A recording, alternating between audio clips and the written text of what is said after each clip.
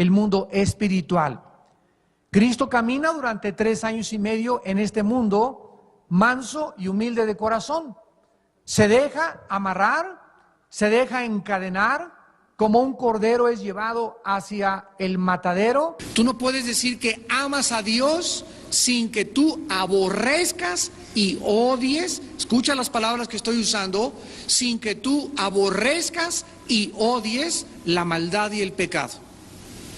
En la cruz de Jesucristo Dios nos mostró su amor, pero al mismo tiempo el amor lo vemos nosotros al morir Cristo en nuestro lugar, pero vemos el odio y la indignación justa y santa de Dios a Él tener que castigar a su Hijo. Entonces Dios castiga a su Hijo. Dios permite que su Hijo muera en manos de criminales y de pecadores. Ahí vemos la indignación intensa, el odio de Dios por el pecado, al grado que lo llevó a sacrificar a su Hijo. Y de su Hijo hacia nosotros vemos su amor. Entonces no podemos, la gente no ha comprendido el amor ni el odio de Dios, mucho menos. Porque para nosotros como seres humanos nos es incomprensible entender y creer cómo puede Dios odiar. Porque para nosotros el odio es algo negativo. Sin embargo, hay un odio bíblico que es justo y que es santo, cuando es motivado ante la indignación de la maldad. Entonces, cuando tú vas caminando por la calle, les decía yo el domingo, y ves que una persona está abusando de una niña de 10 años o tratando de violarla, no vas a llegar a decirle, en el nombre de Jesús, peace and love, suéltela por favor. ¿Verdad? Llegas y lo agarras a patadas a ese tipo, o si tienes una pistola le das 2 o 3 o 4 tiros en las piernas, o usas la violencia y la fuerza. ¿Por qué? Porque estás usando la indignación para proteger la vida y la santidad de la vida y la dignidad humana.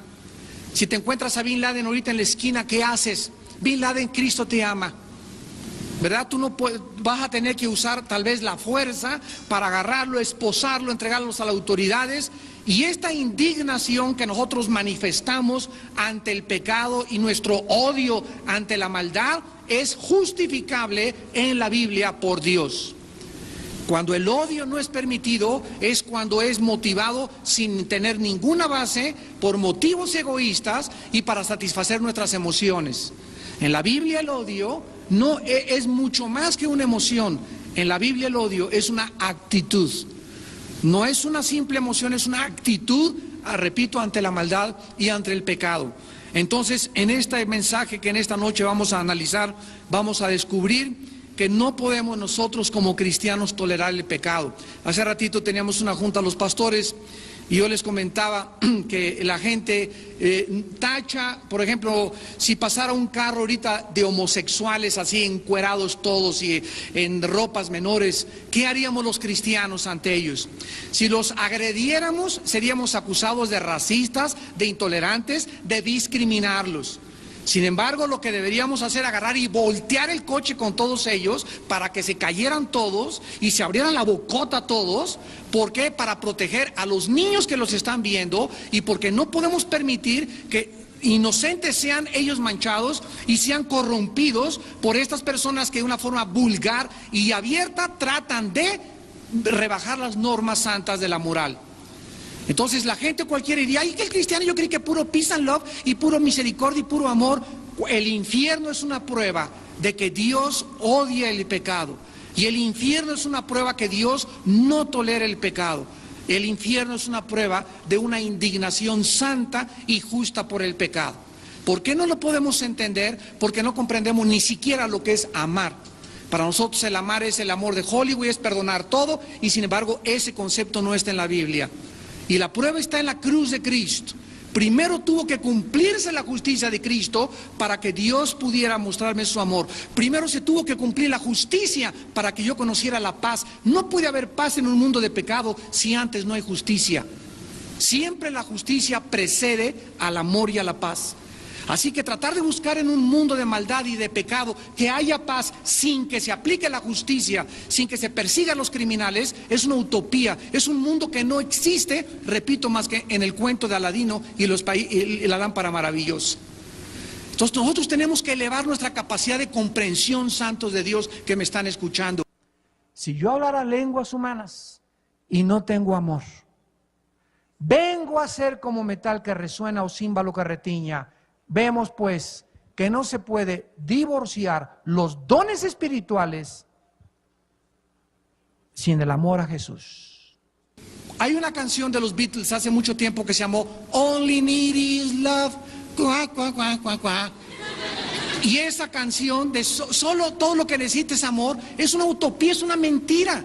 Porque si viviéramos en un mundo donde no hubiera maldad, sí, todo lo que se necesitaría sería el amor. Pero en un mundo donde hay el pecado y donde hay maldad, no solamente se necesita ese amor, se necesita el uso de la fuerza y de la violencia. Entonces, creer que andar en la calle, no a la guerra de Irak, vamos a proteger esto y vamos a proteger aquello, es una utopía, es una falsedad. ¿Por qué? Porque por la paz las personas dictatoriales y las personas que tienen gobiernos totalitarios no van a soltar las armas. Se necesita ir a quitárselas por la fuerza. ¿Por qué? Porque hay guerras que son justas y hay guerras que son injustas. Entonces ese pacifismo es creer en un sueño de marihuana, ¿verdad? De que por el puro amor se puede vencer el odio, y no es cierto. La Biblia no nos enseña eso. Entonces dice Pablo, por el amor a Dios, por el amor a tus hermanos, que al amor a Dios se muestra no tropezando a los demás, porque la llenura del Espíritu Santo se manifiesta en el amor a Jesús. Si tuviera profecía y entendiese, vean hasta dónde llega, imagínense nada más un cristiano que conozca los más grandes misterios de la Biblia y el conocimiento, y tuviera toda la fe, de tal manera que hasta está moviendo las montañas con su fe, y además este cristiano regalara su casa y sus coches, y finalmente entregara y se pusiera en las vías del tren para que lo atropellara el tren, y no tengo amor, nada me sirve. Tratemos de comprender la mente de Dios. Si no hay amor en la forma en la que nosotros vivimos hacia Dios, verticalmente, y hacia los demás, perdonando a los demás, de nada te sirve que seas un teólogo, ni que conozcas la Biblia al revés y al derecho, ni que tengas dones, ni que te caigas, ni que tumbes a la gente. Nada absolutamente sirve, porque el amor es la más grande de todas las virtudes. Porque de tal manera amó Dios al mundo, que dio a su Hijo Jesucristo. Mientras no tengamos ese espíritu de darnos a los demás, de perdonar 70 veces 7 a la gente que nos persigue y nos ofende, de estar viviendo verdaderamente para poder acostarnos para que otros pasen y entren al reino de Dios, de nada nos sirve nada de lo que estamos haciendo. Has perdido tu... Tenemos que comprender cómo están funcionando las cosas. Tenemos que entender y pedirle al Espíritu Santo: Señor, ayúdame a comprender tu amor, pero también ayúdame a comprender tu odio, Señor. Tu odio por el pecado y por la maldad, porque ese carácter lo tengo que tener yo también. Y si no tengo ese balance, esa ambivalencia dentro de mi corazón, no puedo verdaderamente decir que amo a Dios, porque el amor no es ciego, la fe no es ciega tampoco. Existen razones profundas detrás de todos los mandamientos que Dios nos dio en su palabra. Y esta iglesia era una iglesia que toleraba el pecado.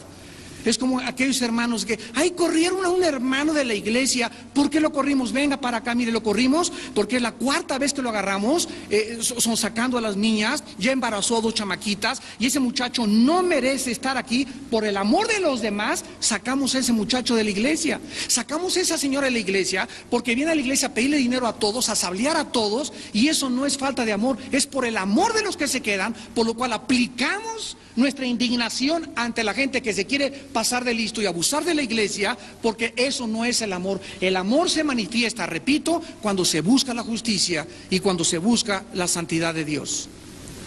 Entonces la gente cree que la misericordia es perdonar todo, arreglar todo, y te equivocas. Es como el marido que engaña a su esposa. Y pues tú tienes derecho a perdonarme porque Cristo me perdonó. Sí te perdono, Panchito, y lo que tú quieras, cometiste adulterio, pero sabes una cosa, aquí tengo una herida que tú me hiciste contra adulterio, y esta herida tarda, porque soy ser humano, años en sanar. Y tú vas a tener que demostrarme en los próximos 3 años, Panchito, que realmente eres digno de que te demuestre mi confianza, no de la noche a la mañana. Ya, te perdono y se acabó todo. Bueno, ¿qué les pasa?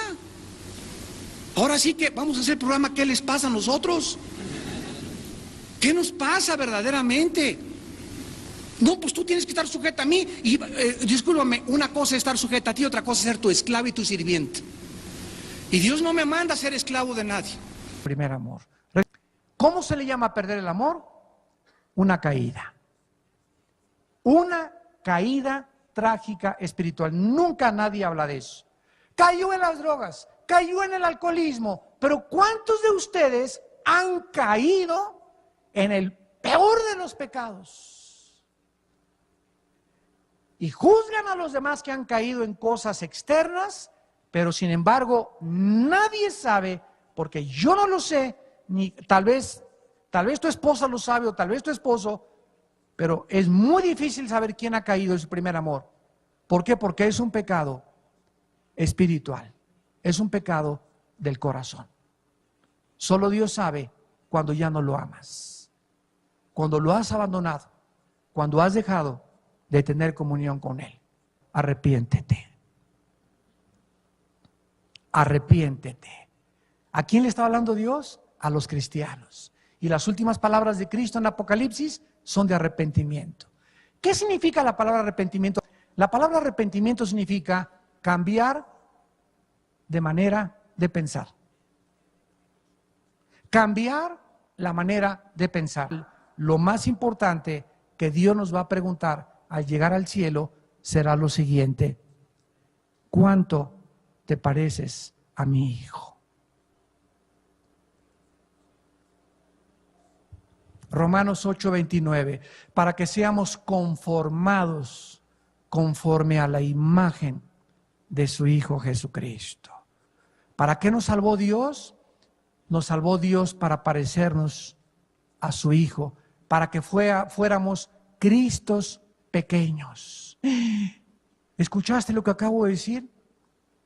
La palabra cristiano, viene la palabra Cristos, ungido, anos, pequeño en el griego. ¿Qué significa la palabra cristiano? Significa pequeño ungido, pequeño Cristo. Dios está dejándonos a su Hijo como ejemplo para que sigamos sus pisadas, para que seamos como Él.